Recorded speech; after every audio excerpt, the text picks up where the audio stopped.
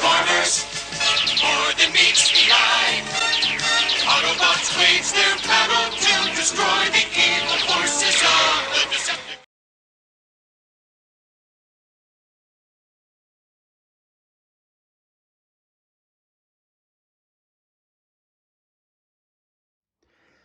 Hello everybody, this is Toys R Us. For this special figure showcase, we're going to be looking at the 1989 Series 6 Autobot Small Pretender doubleheader. What we're going to do with this video, we're going to have a quick look at both the shell and the inner robot. We're going to have a look at the accessories that come with him, so I can point out things that you need to be aware of if you're after purchasing one for yourself. We can see how he transforms and how all the accessories are used in both modes. Before I get started, I'd like to thank everybody who's watching this video. I'd like to remind you all, if you're not a subscriber of this channel, please hit that subscribe button for me right now, please, as it really does help this channel. So, as I've mentioned, this guy came out in 1989, and these, I've mentioned it a few times. I'm going to keep mentioning it because it's so true. I've got such an appreciation for these figures now. At the time, didn't really like them much at all, didn't really like the way they were going, but now I think they're brilliant. These are, as I say, small pretenders, and for those of you who are unsure, this is a standard size pretender, so you can see the difference is huge in both of them. So that's the standard size pretenders, and these are the small ones. But again, they've got nice little, very simple but intricate transformation processes. Funnily enough, this guy was never released in Japan, because in 1989 they were doing their own thing with Victory. So let's have a look at, first and foremost, all the accessories that come with it. So first and foremost, let's look at the shell. And of course, the big thing about this is you need to make sure that these aren't scratched, because with pretender shells, with the accessories, especially the helmets, they tend to get damaged. So you'll be missing hair on the back, the nose will be scuffed, etc. The articulation wise for the shell is literally just moving the arms. This is the helmet that comes with it. Although it's two heads, the helmet is one particular piece.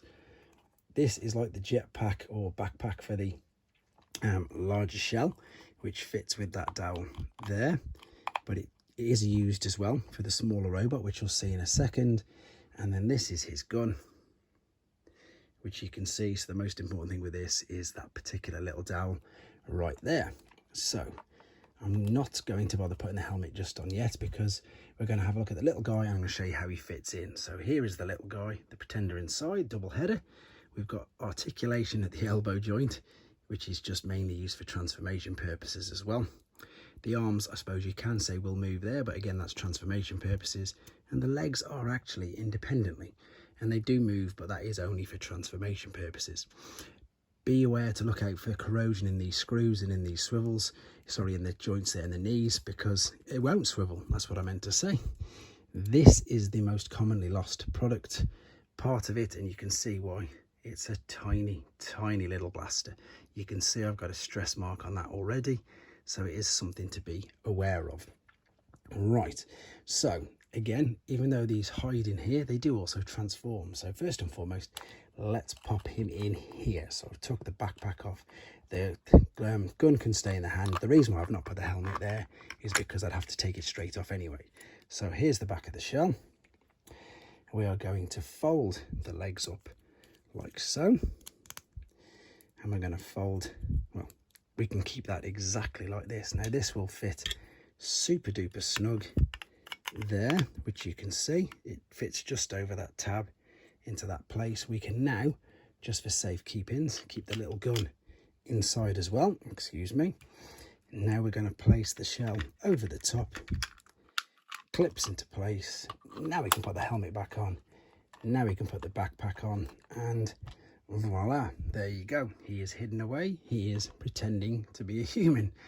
That was, of course, the gimmick. It's super clever now. To look at it, I really do appreciate it. It doesn't even rattle when he's in there. It's so snug. It's a brilliant idea. Right, let's have a look at the little guy then. So let's take all this off again, just for now. I'll keep the gun there because, again, he can stay in his hand. I'm not going to stand him up because knowing my luck, I'll lose the little gun while I'm doing this. There it is. So I'll show you the full transformation, to be fair. So I'll just put him back as he was in his robot mode. So there is the robot. If we turn it around, there's actually a slot there where you can slide his head.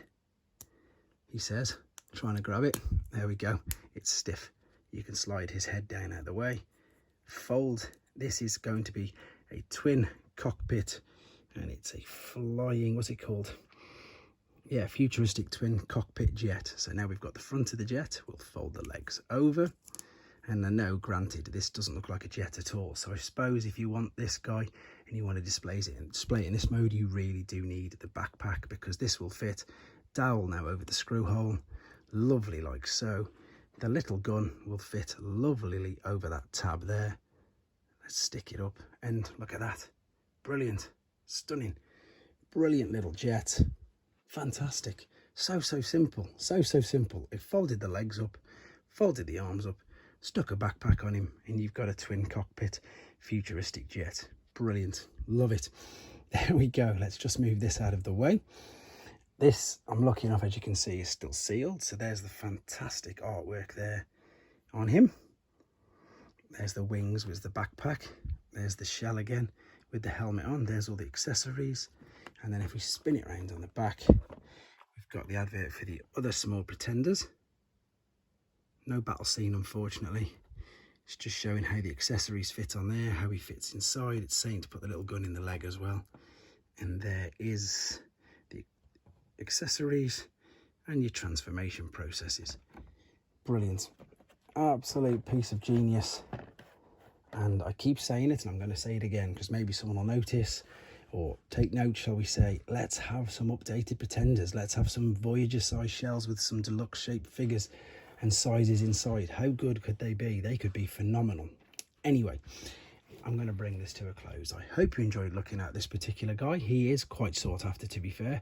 A lot of the Small Pretenders are, purely because they weren't very popular back when they were first released. So I hope you like looking at him. If you were lucky enough to have him, I hope it brought back some nice memories for you. And keep your suggestions, ideas coming in your comments. And of course, please take care. Thanks for watching. Like and comment. And don't forget to subscribe.